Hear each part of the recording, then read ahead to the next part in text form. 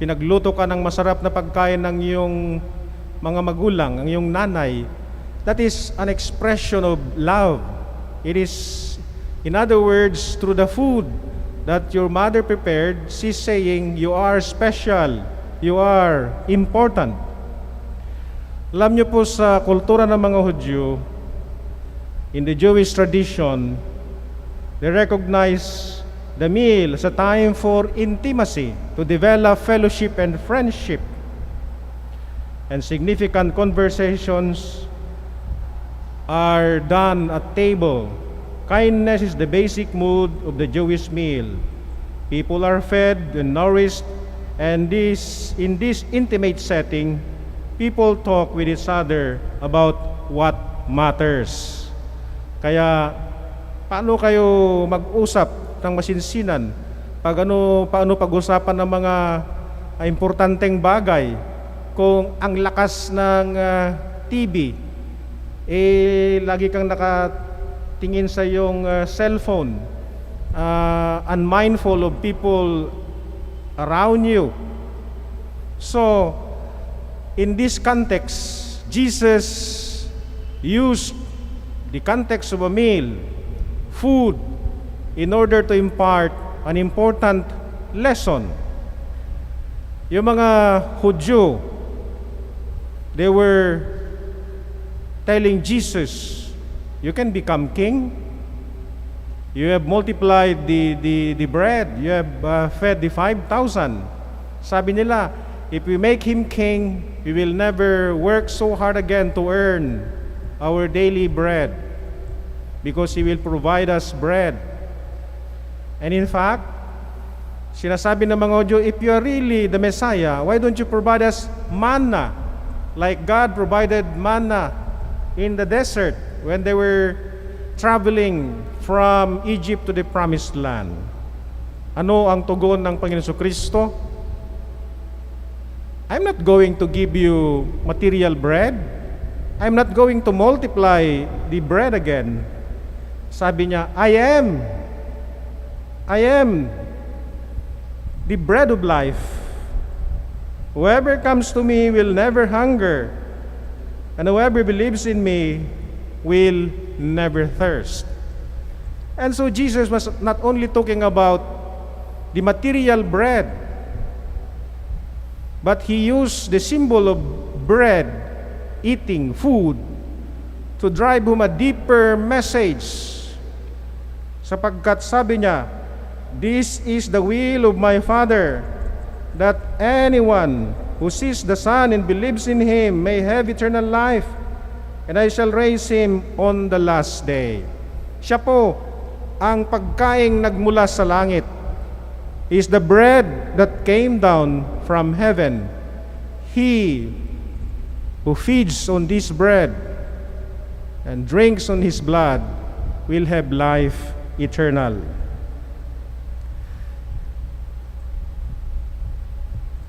Bakit kaya nung nabuhay na maguli ang ating Panginoon Kristo, ay lagi niyang pinapakita ang kanyang mga sugat, ang kanyang peklat sa kamay, ang kanyang sugat sa tagiliran, at ang kanyang sugat sa mga paa. At sinasabi nila, why did he not choose to have a perfect, flawless body after the resurrection? The resurrection should have conferred on him the glorified body, flawless, perfect. Because Jesus is telling us that he is the bread. Whenever we celebrate the Holy Eucharist, Jesus says in that first institution of the Holy Eucharist, he took the bread, blessed the bread, broke the bread, and gave it to his disciples. Pinaghati-hati niya iyon at ipinagkaloob sa kanyang mga disipulo. At yun ay ginawa niya sa cross, parang sinakripisyo niya ang kanyang buhay, as if he was the bread that is broken and shared That's why he said, unless a grain of wheat falls to the ground and dies, it remains just a single wheat. But if it falls to the ground and dies, it produces much fruit.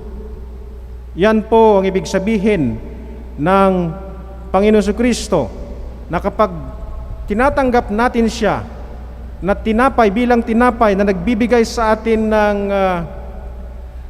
nourishment not only physical hunger, but hunger for things that will last forever. Kaya nga sinasabi ni San Pablo, focus not on things that are below, but focus on things that are above, because what is below is considered as rubbish in comparison to the next life. Jesus is the bread that gives us eternal life. And how can we have that eternal life? How can we be saved? Jesus is telling us that death is not our final destiny. Death is a sign of separation.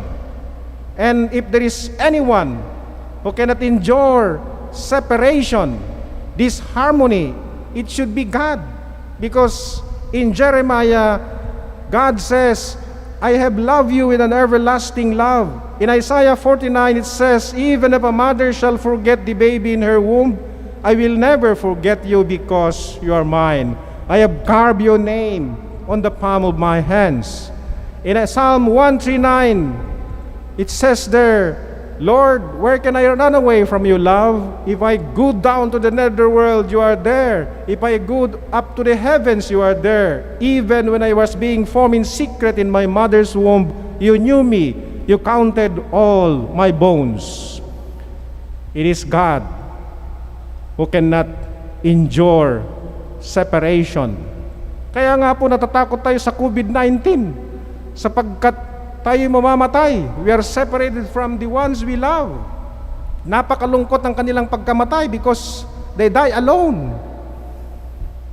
But Jesus is telling us, death should not have the last word.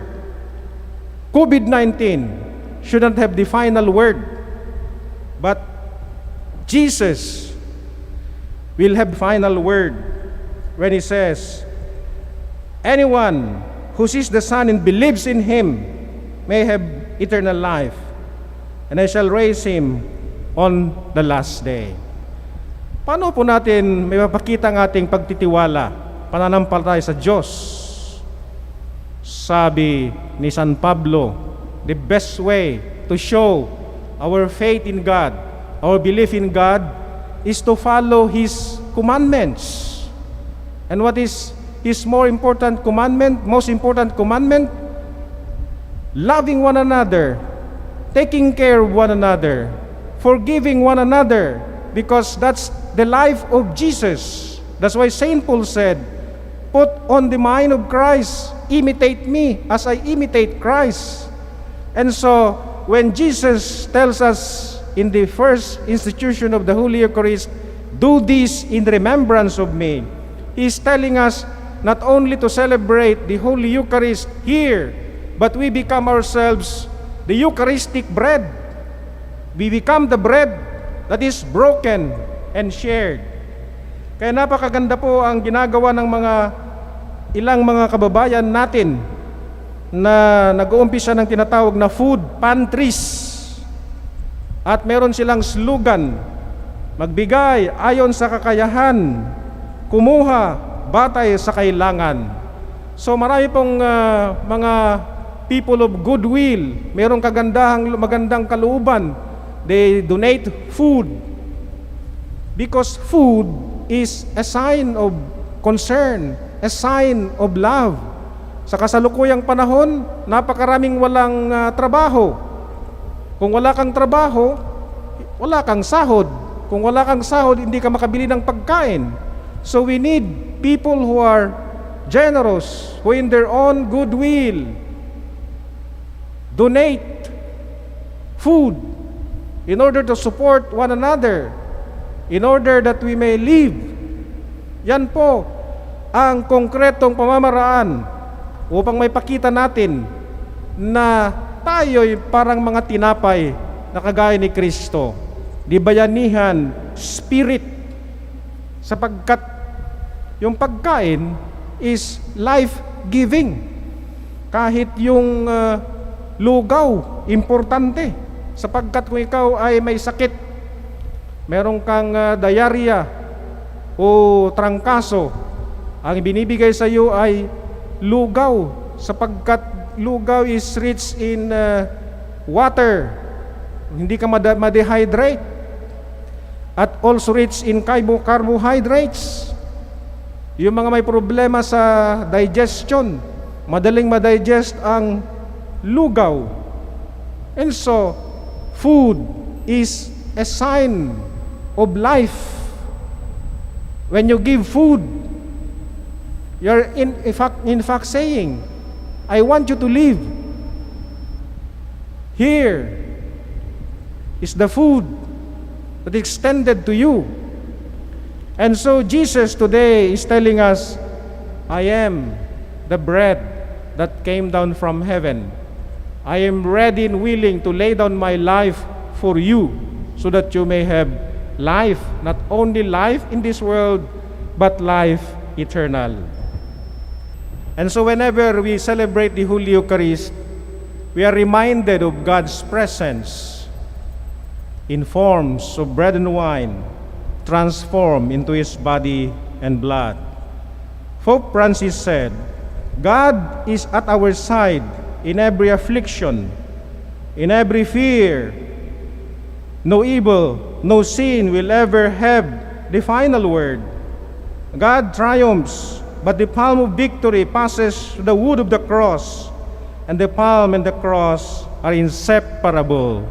That's why Jesus would always show His wounds, ang kanyang peklat, ang kanyang sugat, sapagkat ito ang mga patunay na siya'y nagpakasakit, namatay sa cross dahil handa siyang magbigay ng buhay na walang hanggan, so that we will not be separated from God, because sin is symbolized by death, separation.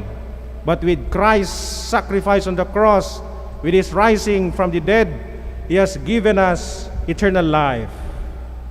And whenever we celebrate the Holy Eucharist, we are reminded of His eternal presence. God did not promise days without pain, laughter without sorrow, nor sun without rain, but He promises strength for the day, comfort for the fears, and tears and light for the way, because He is Jesus, the bread of life, ever present to give us not only life in this world, but life eternal.